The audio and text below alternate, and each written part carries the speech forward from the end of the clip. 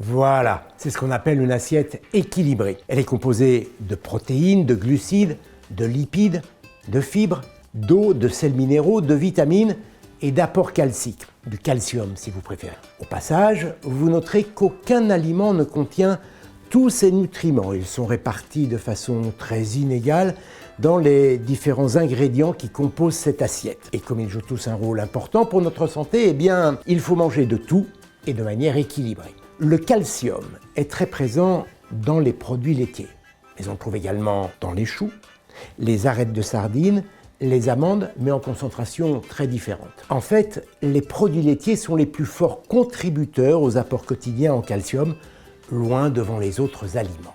Et avec les produits laitiers, on n'a que l'embarras du choix. Il y a le lait, bien sûr, les yaourts, les petits suisses, le fromage blanc, le fromage tout court. Ça, non, il n'y a pas que du lait là-dedans.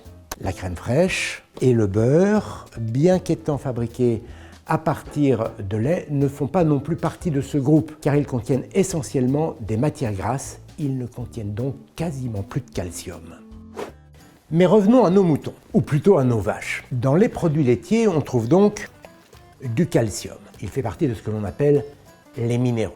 Alors, ce n'est pas le seul qui est nécessaire au bon fonctionnement de notre organisme, mais c'est celui qui est le plus présent et dont nous avons besoin de la plus grande quantité. Le calcium joue un rôle essentiel dans la minéralisation de nos os, à tous les âges de la vie. Chez l'enfant, évidemment, pendant la croissance, mais aussi chez l'adulte et chez les personnes âgées, pour garder des os solides. Les tissus, en effet, qui forment nos os se renouvellent en permanence. Des cellules sont détruites et remplacées par d'autres. Eh bien, le calcium rentre dans ce processus de régénération.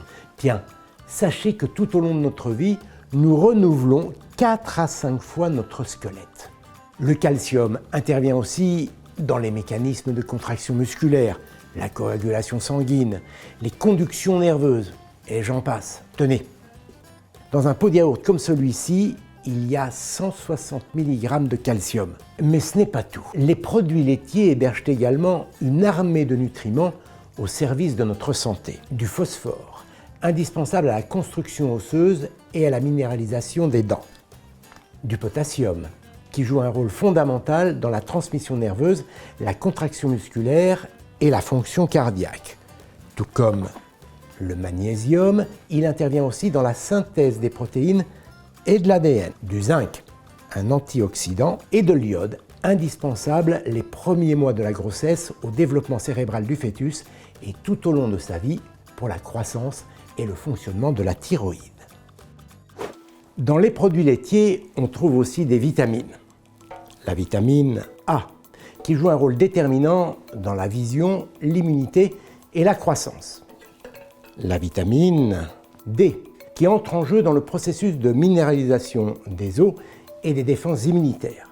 La vitamine B, B2, B9, B12. Celle-ci contribue à la fabrication d'énergie. Celle-là, à la fabrication des globules rouges et à la croissance des cellules. La vitamine B12, quant à elle, participe à la fabrication des globules rouges et au fonctionnement du système nerveux. C'est ce mélange particulier de vitamines, de minéraux, de protéines et de lipides qui donne aux produits laitiers toutes leurs propriétés. Ça va? Tout le monde est rentré à la maison? En tout cas, ça m'a creusé l'estomac. Et franchement, pourquoi s'en priver puisqu'ils ont une faible valeur énergétique? Si on compare une crème dessert à un yaourt, à poids égal, le yaourt apporte 3 fois moins de calories que la crème dessert. Il est moins sucré et moins gras. En revanche, il apporte beaucoup plus de protéines et de calcium. Bon ben, j'ai peut-être droit à un yaourt maintenant. C'est bon.